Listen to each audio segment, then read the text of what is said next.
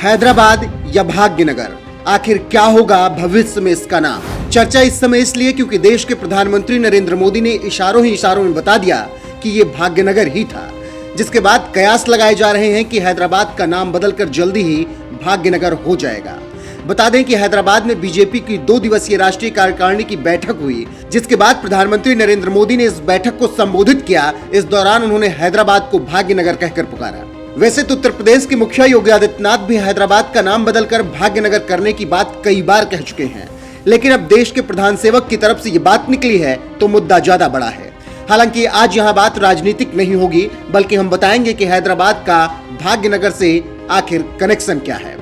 सबसे पहले ये समझ लीजिए कि हैदराबाद के भाग्यनगर कनेक्शन को लेकर सदियों से 3 कहानियां खूब प्रचलित हैं। वो तीनों कहानियां क्या हैं, एक एक करके हम आपको विस्तार से बताएंगे। बाकी आपको तय करना है क्या सही है क्या गलत है।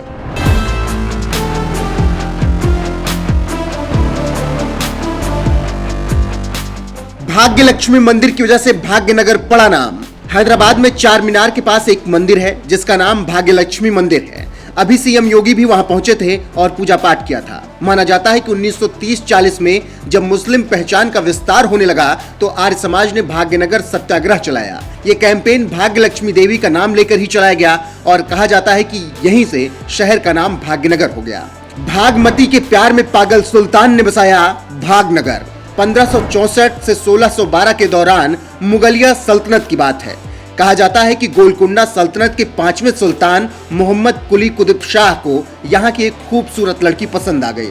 चिचलम गांव की रहने वाली भागमती को देखते ही कुली कुतुब शाह दीवाने हो गए थे और उनसे मिलने के लिए वो अक्सर जाने लगे। ये बात कुतुब शाह के पिता को बिल्कुल भी पसंद नहीं थी, इसीलिए उन्होंने अपने बेटे को गोलकुंडा किले में कैद कर दिया, जहाँ उसने भागमती के लिए कई कविताएं लिखी। फिर पिता की मौत के बाद जब कुली कुतुब शाह बाहर निकला तो भागमती से शादी की और चिचलम गांव में ही भाग्यनगर बसाया।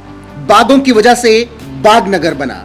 यहाँ रहने वाले लोगों ने घर के आसपास पेड़ पौधे लगाए, जिसकी वजह से बाग बगीचे वाला शहर बन गया ये और बागनगर कहलाने लगा। 1580 ईस्वी में सुल्तान कुली कुतुब शाह ने बागनगर को गोलकुंडा की राजधानी बनाने का फैसला किया।